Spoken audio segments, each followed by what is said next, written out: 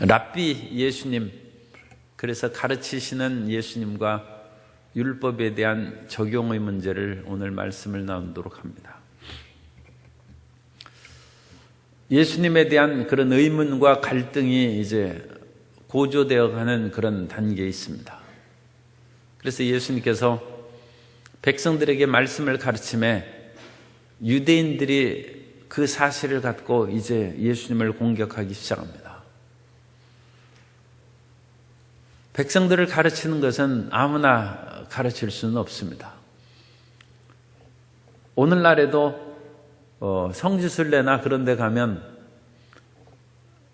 그 성지의 그런 여러 나라에서 특별히 그 유적에 대해서 설명할 수 있는 자격증을 국가에서 주는데, 자격증이 없는 사람이 그 유적에 대해서 설명하면 그건 법에 걸립니다. 그래서 그것이 중지되고 심지어 체포될 수 있습니다. 그래서 반드시 그 여행 가이드는 그런 유적에 대해서 설명할 수 있는 현지인, 그런 관광 안내 자격증을 가진 사람을 대동하고 함께 가게 마련입니다.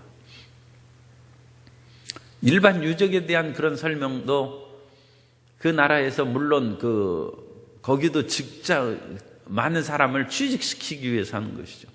사실은 현지인 관광 안내원이 얘기하는 그런 경우는 별로 안 많고, 실질적으로 우리나라 가이드들이 이제 얘기하는 경우가 많습니다. 그러나 반드시 그 자격증을 가진 현지인이 따르도록 만드는 것은 그 나라의 취업을 이제 기회를 확대시키고, 사실 상당히 그 지적 수준이 높은 사람들인데 그런 사람들에게 직장을 일종의 아르바이트입니다만 마련해 주는 것이죠.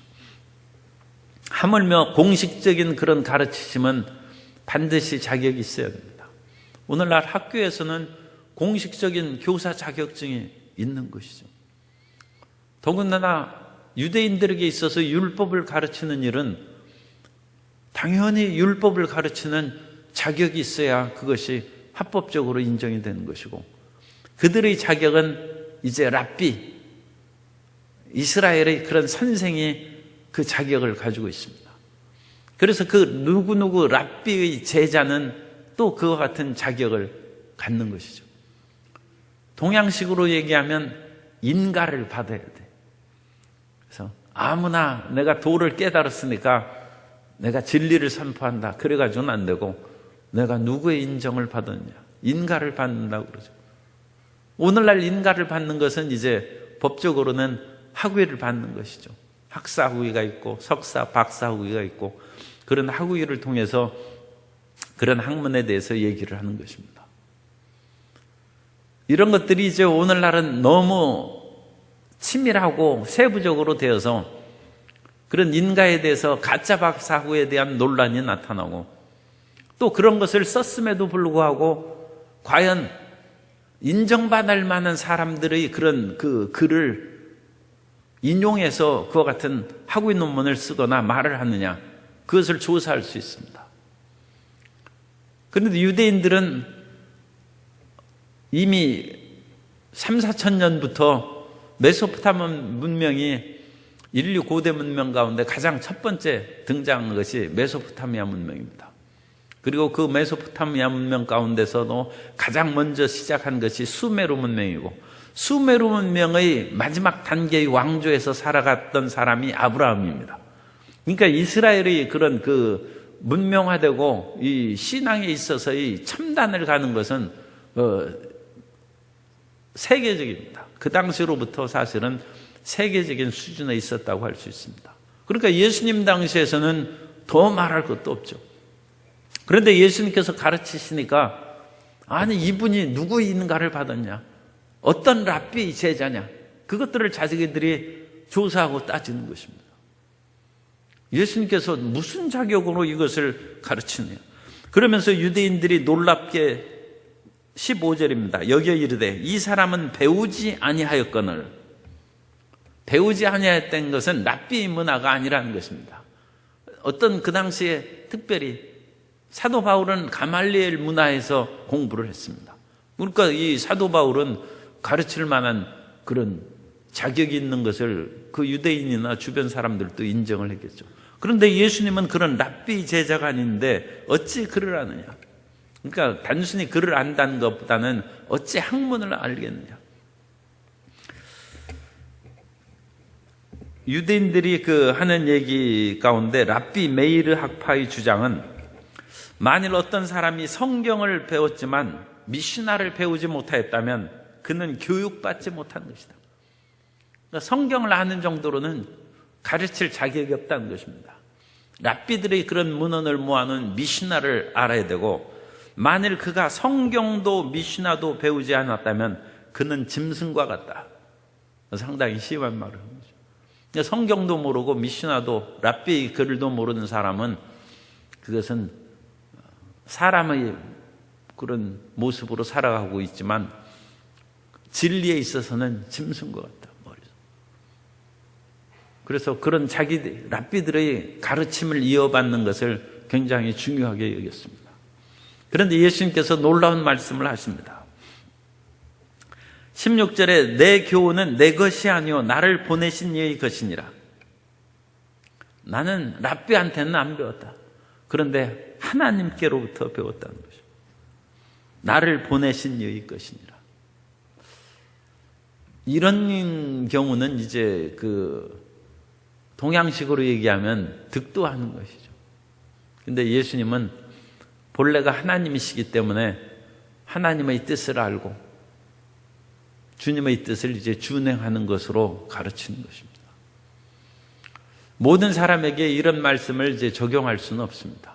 그러나 예수님께서는 너희들은 랍비에게서 강의 실에서 배워서 그것을 가르친다. 그러나 나는 하나님 앞에서 듣고 배운 것을 너희에게 말한다. 그 선언입니다. 그것은 참 놀랍고 기가 막힌 선언일 뿐만 아니라 일반 사람들로서는 받아들이기가 어려운 것이죠. 왜냐하면 하나님하고 함께 동행하면서 그 말씀을 배운다는 것은 일반인으로는 생각할 수 없기 때문입니다. 그러면 예수님께서 하나님께로부터 직접 배워서 가르치는 그것에 대한 증거가 무엇이냐? 과연 하나님으로부터 나온 이건 메시아에 대한 그런 말씀도 됩니다. 그런 기름 부음 받은 자고, 그것은 또한 이사야에 보면 고난의 종에 대한, 야훼의 종에 대한 4개의 시귀가 나오는데 거기에서 보면 하나님께서 학자의 혀를 주시고 아침마다 깨우치고 가르쳐서 백성들을 올바른 길로 인도하는 그와 같은 야훼의 종에 대한 메시지가 있습니다. 하나님이 새벽마다 아침마다 깨우치시고 가르치시는 것이죠. 그러면 그와 같이 하나님의 말씀으로 배움을 받았다는 그 증거가 무엇이냐? 그 증거가 뭐겠어요? 삶에서 나타난다는 것입니다. 가장 최고의 학문은 실천하는 것입니다. 말씀을 배운 대로 그 삶 가운데 실행하는 것입니다. 그래서 아는 대로 행하는 것입니다.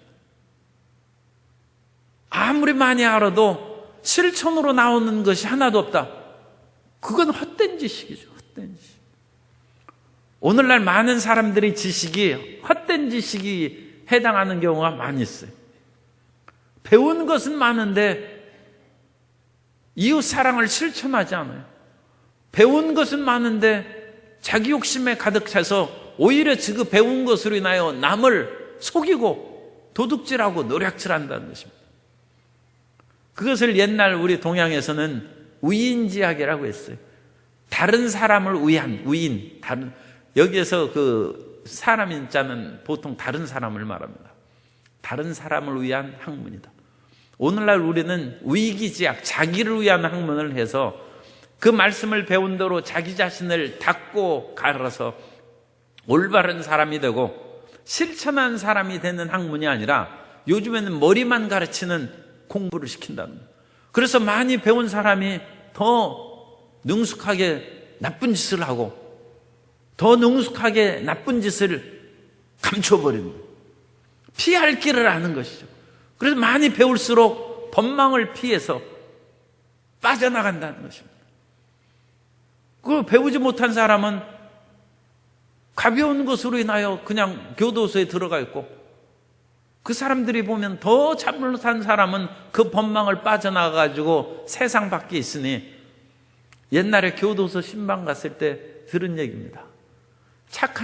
이건 교도소 안에서 들은 얘기예요. 착한 사람은 교도소 안에 있고 나쁜 사람은 다 세상에 있다. 이 교도소 안에서 자기들이 스스로 그냥 우위로 하는 거예요. 우리들은 조금밖에 죄 안 졌는데 더 많이 죄 진 사람은 지금 세상 밖에서 활보하고 있다는 것입니다. 왜 그러느냐? 세상의 학문이 그 사람을 가르치지 않아요. 그 사람을 변화시키지 않고 진리대로 사는 학문이 아니라 입신양명, 출세하고 자기 등 따스고 배부르게 하고, 그야말로 옛날 탐관오리식으로 남을 갈취해가지고 이용해 먹고 부려먹을 수 있는 학문을 배운다. 그런데 그것을 우리 주변에서 혹시 가르치지 않습니까? 그러니까 이 공부하는 것이 큰 문제죠. 이 교육이 그런 식으로 된다고 하면 사람 만드는 교육이 아니라 사람을 해치는 교육을 지금 현대가 많이 수행하고 있고, 그렇게 해서 남의 어깨를 딛고, 어깨를 딛는 정도가 아니라 남을 그야말로 밟고 그 위에 올라서는 배움을 얻는다면 인류의 비극입니다. 그렇기 때문에 예수님께서는 지금 이 문제를 가지고 유대인들하고 이제 말씀합니다. 내가 가르치는 것은 실행해 보면 안다. 내가 가르치는 것을 너희가 실천한다면 이 교훈이 하나님께로부터 온 것을 분명히 깨달아 할 것이다. 그런데 너희는 그거에 대한 실천의 마음이 없고, 또 하나님의 이름으로 오히려 자기의 유익을 구하는 그런 일을 행하고 있다. 그러니까 아주 나쁘게 얘기하면 하나님을 이용하는 것이죠. 하나님이 주신 말씀을 내가 안다는 그 위대한 그 직분을 인하여 자기 구복을 채우는 것이다. 그것이 그 당시 거짓된 바리새인과 서기관들, 유식한 층입니다. 그 당시 최고의 엘리트층인데, 그런 사람들이 하나님의 말씀대로 실천하고 살지 아니하고 오히려 그것으로 인하여 다른 사람 위에 군림하고 다른 사람의 존경을 받고, 심지어 그런 사람들이 과부의 재산을 빼앗고 길 모퉁이에서 기도함으로 사람들에게 존경받고 하는, 예수님께서 책망한 그런 일들이 드러나는 것입니다. 18절에 스스로 말하는 자는 자기 영광만 구하되, 이것이 이제 유대인의 거짓된 선생입니다. 자기를 위해서 그 자기 영광만 구하되, 예수님은 보내신 이의 영광을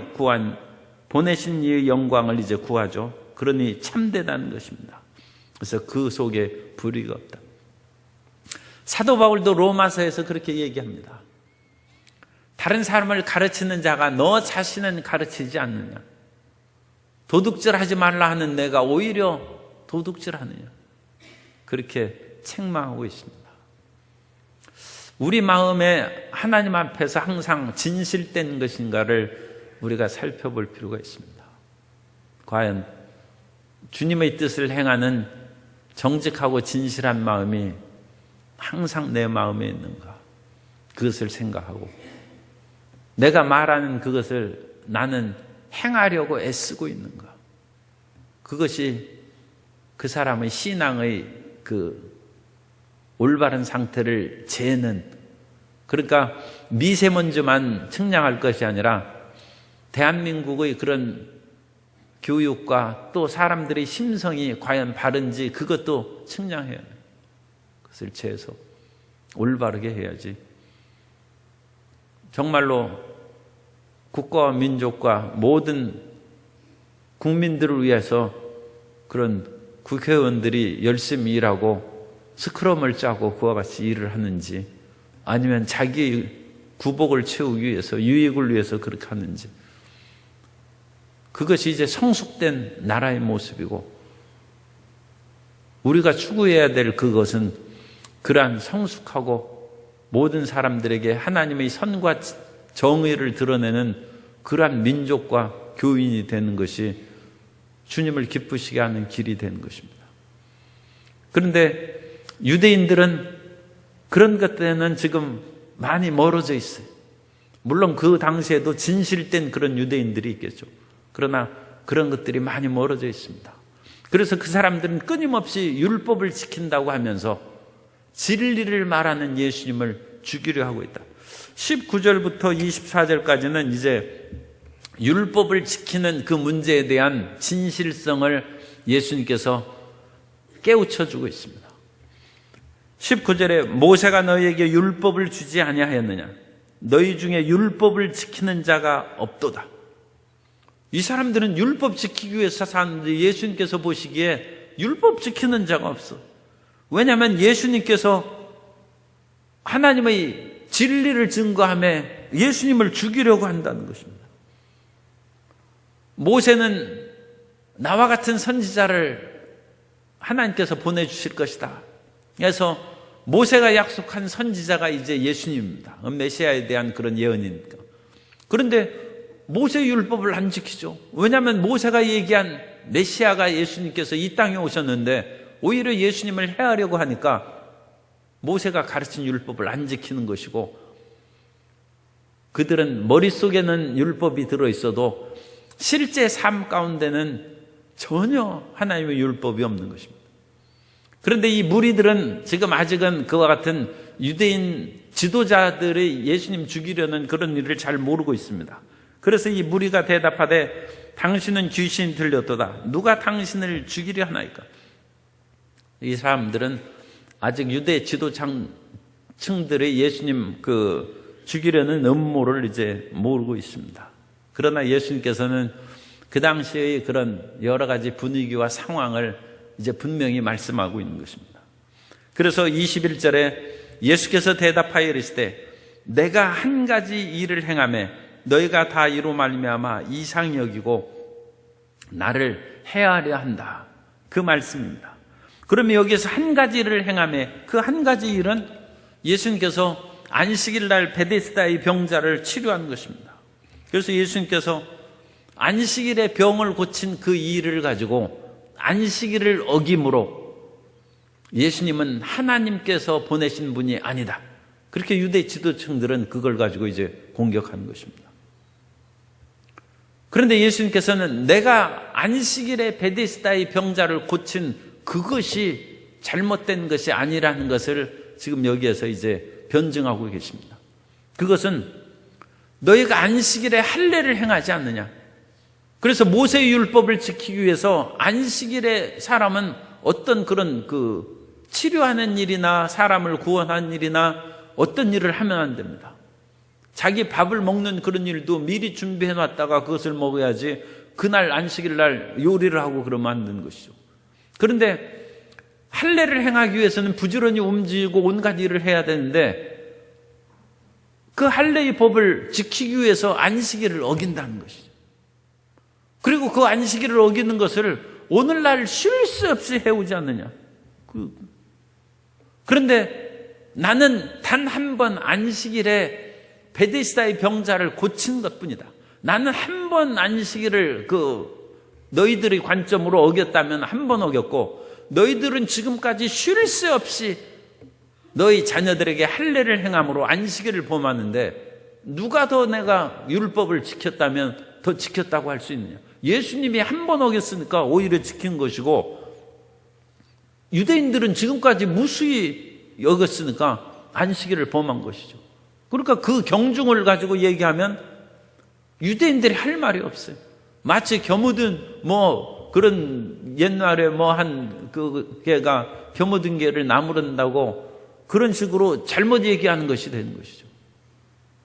그 다음에 그것이 이제 첫 번째 예수님의 변증이고, 내가 한 가지를 인하여 너희는 쉴 새 없이 율법을 안식일을 어기는데 그걸 가지고 나를 탓하지 말라는 것이고, 그 다음에 더 본질적인 것은 너희가 할례를 행하는 것은 인생의 연약함을 제거함으로 말미암아 온전한 사람이 되고자 안식일에도 할례를 행한다는 것입니다.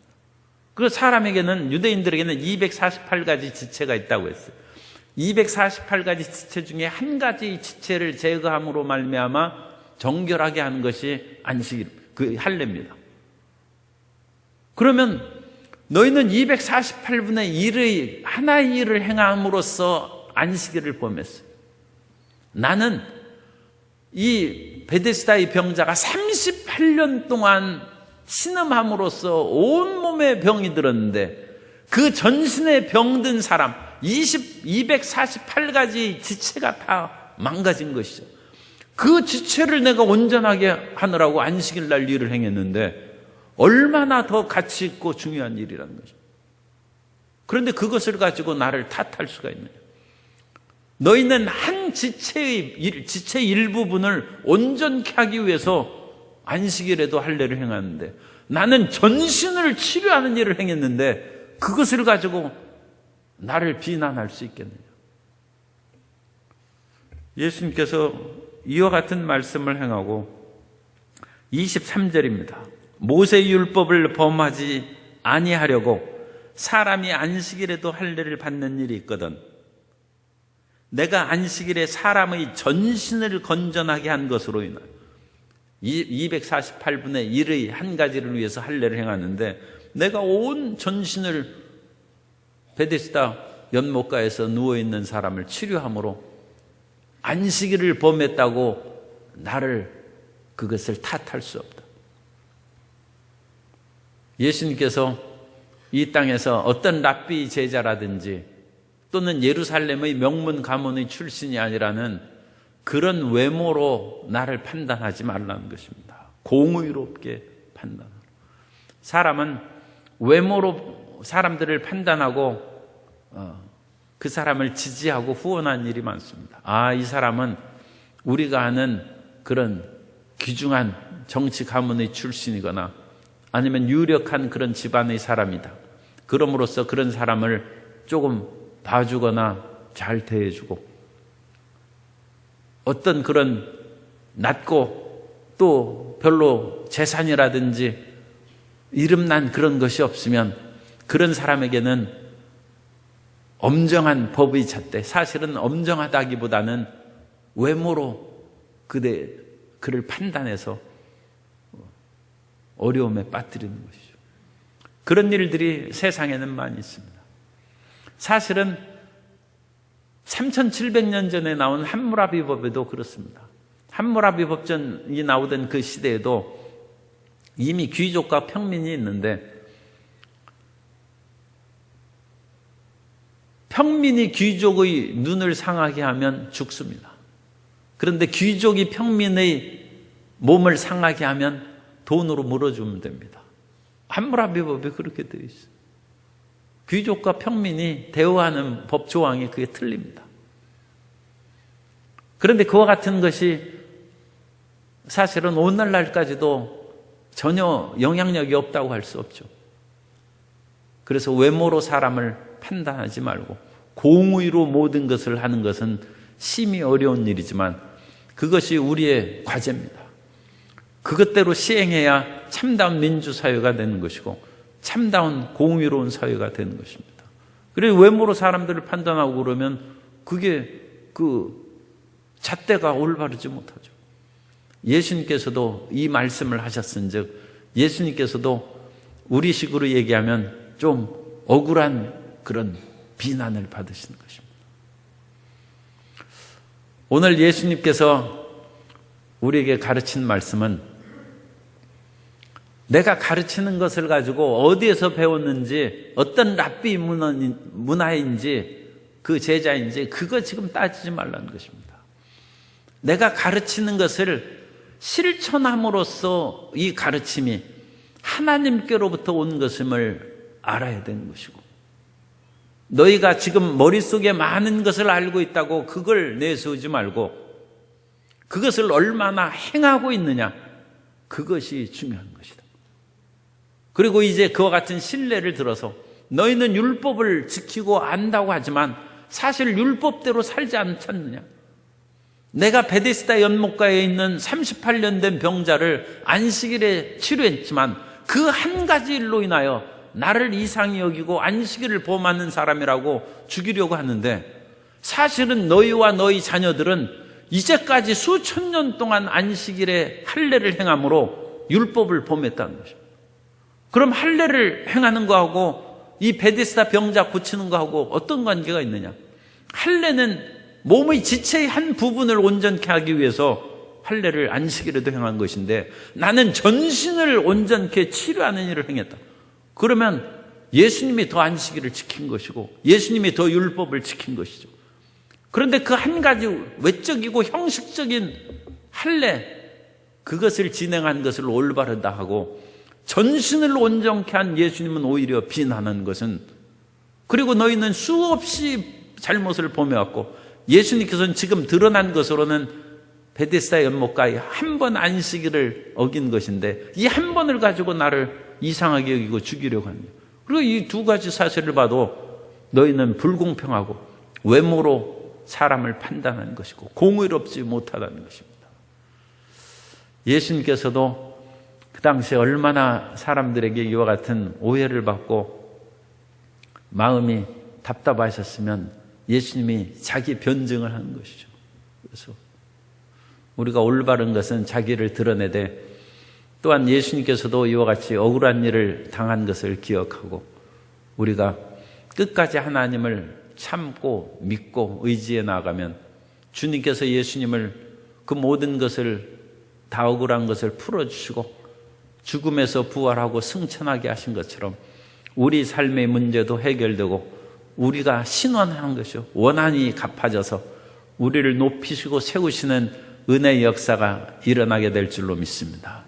끝까지 하나님을 의지하고 전진해 나아가는 모든 성도님 되시기를 예수님 이름으로 축원합니다.